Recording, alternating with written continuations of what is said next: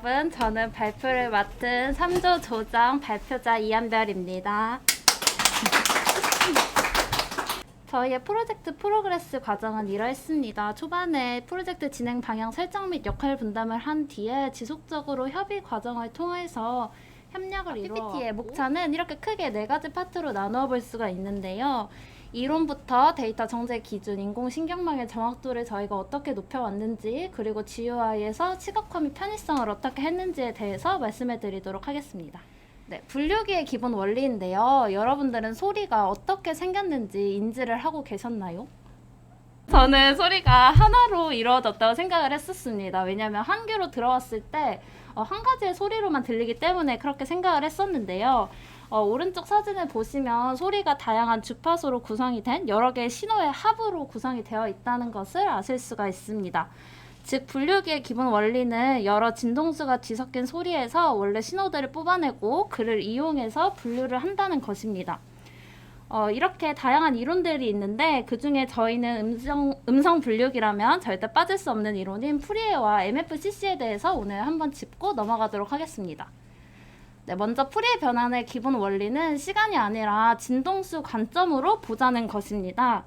보시면 왼쪽 사진을 먼저 보시면 신호를 진동수의 성분으로 분해하는 수학적 기법이 프리의 기본 원리라는 것을 아실 수 있는 그런 GIF인데요.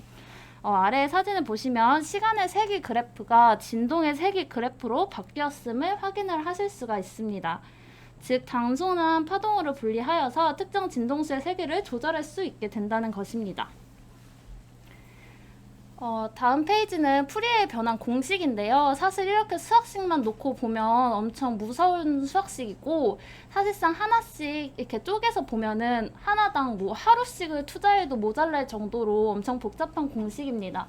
따라서 저희는 시간 관계상 간단하게만 짚고 넘어갈 예정인데요.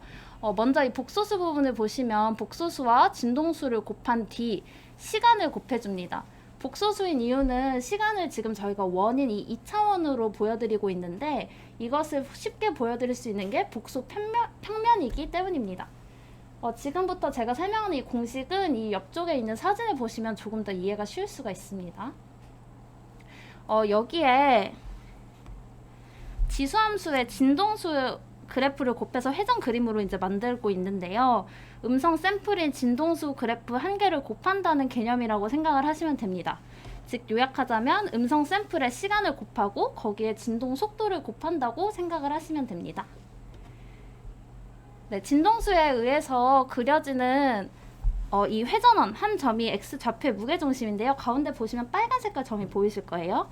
이것을 미분을 하는데 이는 한 점이 주어진 진동수에 따라서 얼마나 신호가 강한지를 알려주는 지표라고 합니다. 이렇게 이때까지 저희가 수학 공식을 어려운 공식을 조금 봤었는데 어디에 쓰일까 하는 의문이 들으실 수 있어서 5가지 예시를 쉬운 예시를 가지고 와봤습니다.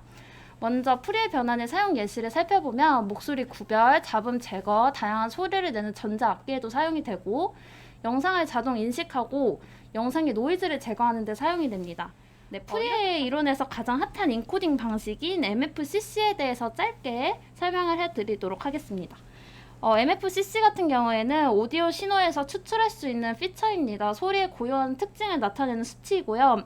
여기 사진에서 보시는 핑크 점이 각 소리에서 특징을 나타내는, 즉 MFCC를 나타내는 점이라고 생각을 하시면 됩니다.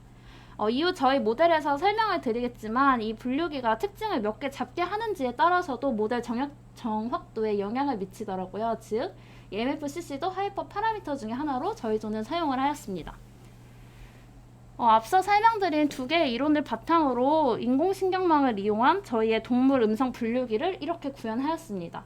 고양이와 강아지, 새 소리가 들어가 있고요. 이제 저희 결과물에 대해서 하나씩 말씀드리도록 하겠습니다.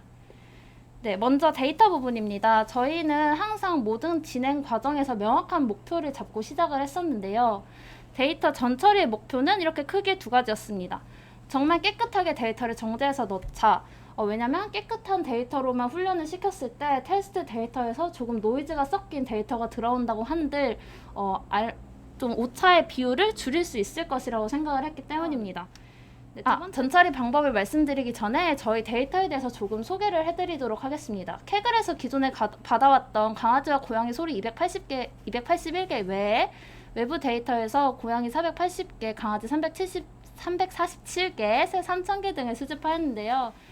데이터 정제 기준은 크게 세 가지입니다. 제가 짧게 소리를 들려드릴 텐데요. 첫 번째는 주변 소음이 큰 데이터입니다.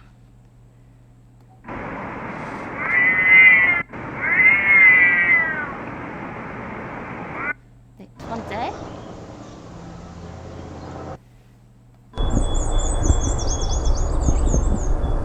네, 보시면 아시겠지만 주변 소음이 큰 데이터가 이 새소리와 강아지 소리 등의 모든 거에 섞여 있었기 때문에 이 부분을 과감하게 아예 삭제를 하거나 부분 정제를 진행하였습니다. 두 번째 정제 기준은 새소리와 강아지 소리가 섞여 있거나 고양이와 강아지 소리가 섞여 있는 경우에는 정확하게 데이터를 나눌 수가 없어서 이 부분도 역시 정제를 진행하였고요.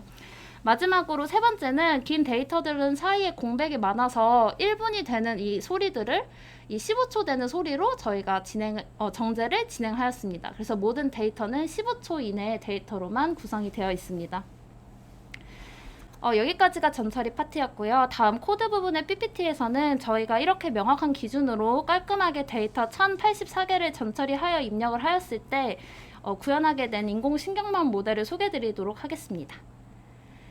저희는 전처리와 마찬가지로 명확한 목표가 있었는데요. 새로운 데이터를 올바르게 분류 분석을 할 수 있는가, 그러면서 정확도를 90% 이상으로 구현을 하고 오버피팅을 최소화하여서 구현하자는 것이었습니다.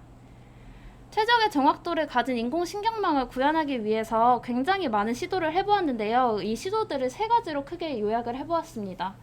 먼저 첫 번째 시도에서는 보시는 것처럼 렐루를 사용하고 아단 크로스 엔트로피를 사용해서 만들었고요. 이랬을 때 이 데이터가 96.07 정도가 되는 것을 확인할 수가 있었습니다.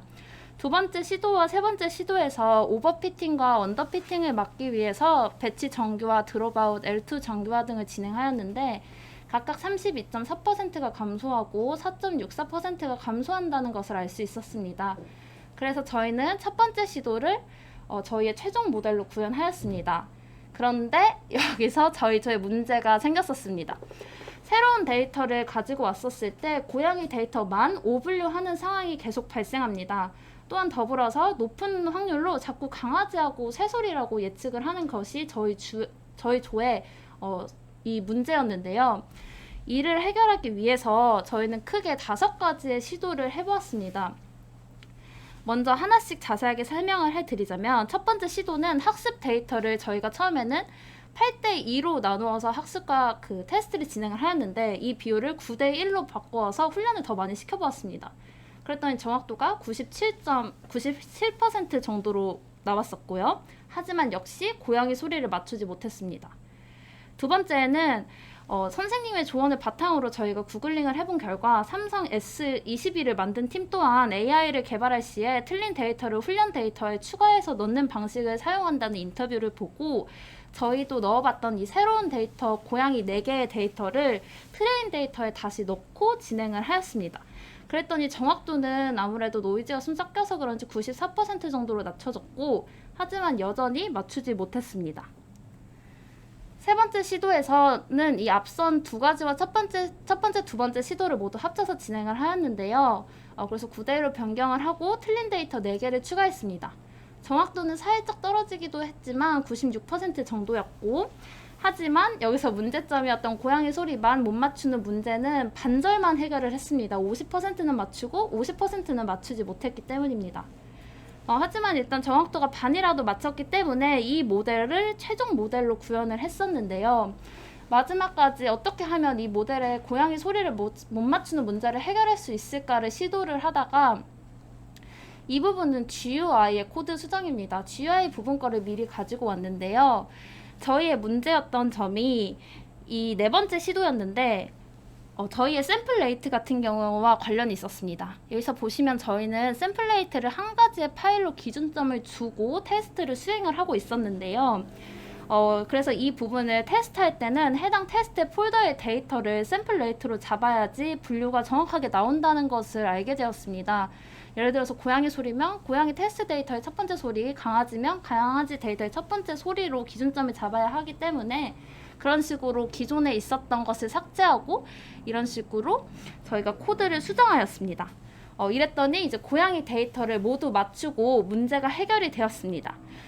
그 뒤에 이제 저희가 페퍼스랩에서 제공하는 강아지 소리 데이터에 대해서도 확인을 해보고 싶어서 저희의 분류 모델에 넣어보았더니 아무래도 노이즈가 굉장히 많이 섞여져 있는 소리여서 그런지 정확도가 굉장히 떨어지는 것을 발견을 했습니다. 이 부분을 조금이나마 올려보기 위해서 이 앞서 말씀드렸던 소리의 특징 데이터를 더 많이 잡아보기로 하였는데요.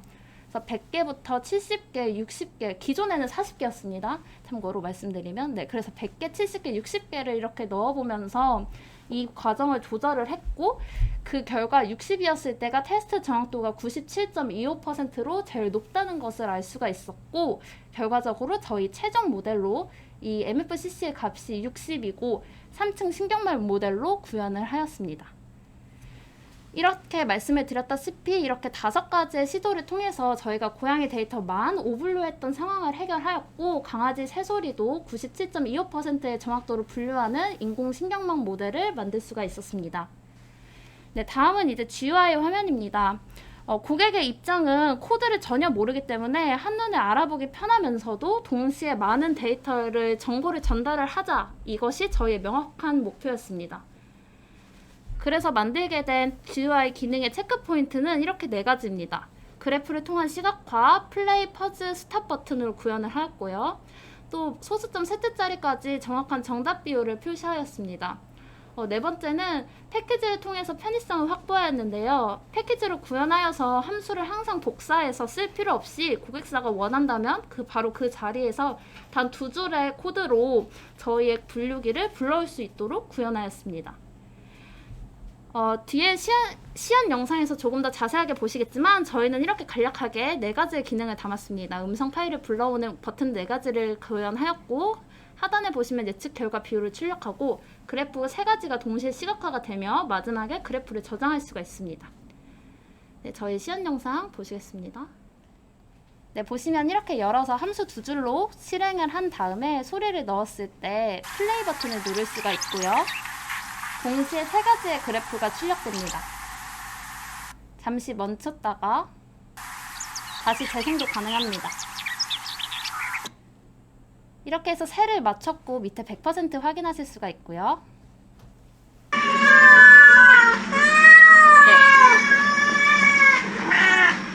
잠깐 멈춰보고 다시 진행이 가능합니다.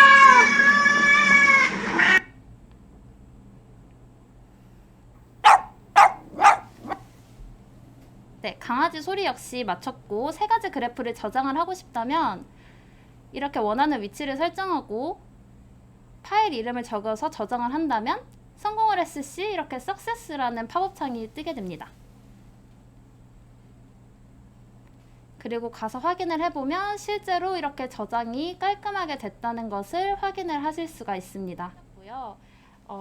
계속해서 말씀을 드려보자면 이제 조금씩 저희의 함수에 대해서 설명을 해드릴 예정인데요. 짧고 굵게 가도록 하겠습니다. 네, 로드 오디오 데이터 같은 경우에는 여기에 보시면 이 빨간 색깔 부분을 주목하셔서 봐주시면 됩니다. 저희가 일반적으로 8비트, 16비트, 24비트를 넣을 수 있었는데 인코딩을 위해서 가장 일반적인 16비트를 넣었고요. 디스트로이 함수 같은 경우에는 계속해서 소리를 불러올 때 이렇게 그래프가 초기화되어서 화면에서 그래프가 겹치거나 예측 결과가 겹치는 상황을 방지해줍니다. 네, 플레이 버튼 같은 경우에는 굉장히 작은 버튼이지만 플레이 버튼을 눌렀을 때 많은 기능들이 구현이 될 수 있게 저희가 제작을 하였는데요. 오디오 파일을 불러와서 재생을 시키고 예측을 시키고 그래프도 그리고 함수 역시 호출합니다. 셀프 플롯 그래프는 이 그래프 3가지를 그려주는 함수인데 그 함수를 가져오는 대신에 어떤 그래프들이 그려졌는지에 대해서 요약적인 설명을 가지고 왔습니다.